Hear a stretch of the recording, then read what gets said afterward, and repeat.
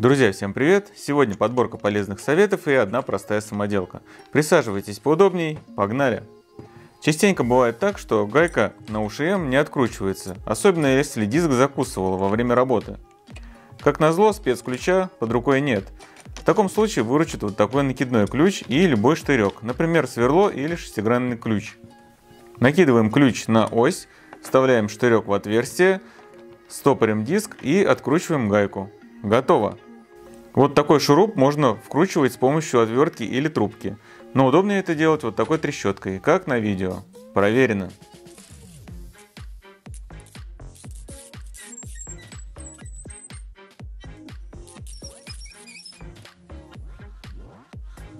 Иногда на кусачках или пассатижах не хватает функции автоматического разгибания.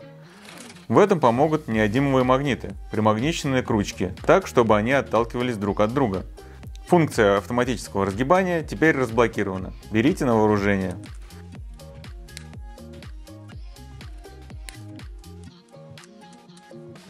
Возьмите линейку и кусочек доски. Линейку приложите к доске и сделайте 3 точки по контуру линейки.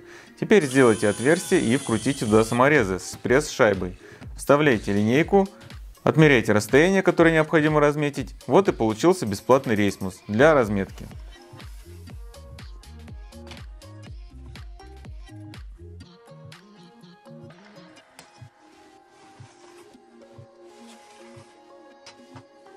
Всегда говорю, что остатки от стройматериалов стараюсь не выбрасывать. По крайней мере, те, которые, на мой взгляд, точно могут пригодиться. Так и с этой доской, а точнее планкеном, который остался после монтажа фасада на мастерской. Кто не видел, оставлю ссылку в описании на телеграм-канал, в котором я об этом подробно рассказывал. Этот планкен от компании Технониколь. Материал лиственницы размера 140 на 20 мм. Имеются фасочки. Остался вот такой кусок шириной 75 мм. Как раз есть идея сделать простую самоделку. Для этого отрезаю от основной доски 120 см. Делаю это ножовкой, так как для одного реза доставать торцовку нет смысла, а на настольной пиле длинную доску резать поперек неудобно. Прежде чем попилить планкен, я его немного пошлифую, хотя он и так сухой и строганный, но все же 280-й наждачкой пройдусь. Кстати, круг удобно и ровно ставить через вот такие мебельные шканты.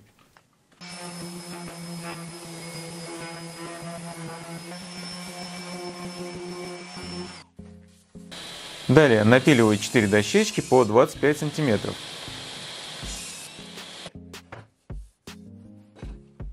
И скручиваю между собой саморезами, как на видео. Саморезы имеют небольшое сверло, поэтому предварительно отверстие я не засверливаю.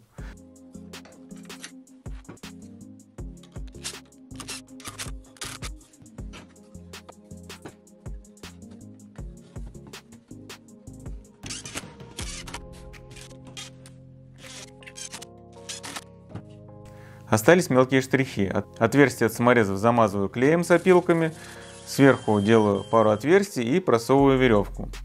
Получилась вот такая простая и красивая полка из лиственницы. Туда я расположу вот такие баночки с чаем. Как вам, друзья?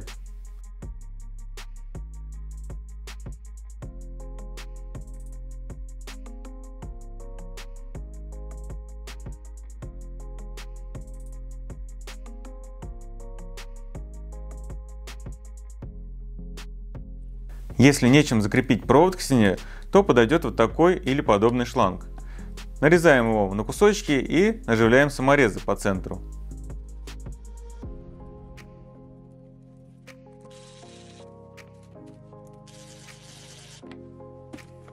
Теперь продеваем провода с двух сторон в трубках и прикручиваем до конца.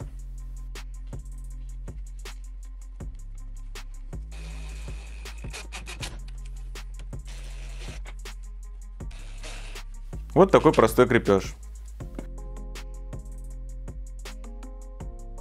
Удобная штука вот такой мультитул или реноватор. Можно поставить насадку и делать прорези. Но если взять две одинаковые насадки и развернуть их, как на видео, то таким инструментом можно уже делать штробу в пеноблоке или гипсокартоне. При этом пыль не летит, как от УШМ. Друзья, вот такая простая и полезная подборка сегодня получилась. Надеюсь, взяли для себя что-то полезное. И если это так, то ставьте лайки и пишите комменты, что понравилось больше. Также не забывайте подписываться на канал и подписываться на канал в Telegram. Там тоже много чего интересного. Сейчас освещаются события по постройке каркасного одноэтажного дома 9 на 17. Всех жду и там. Спасибо за просмотр и до новых встреч!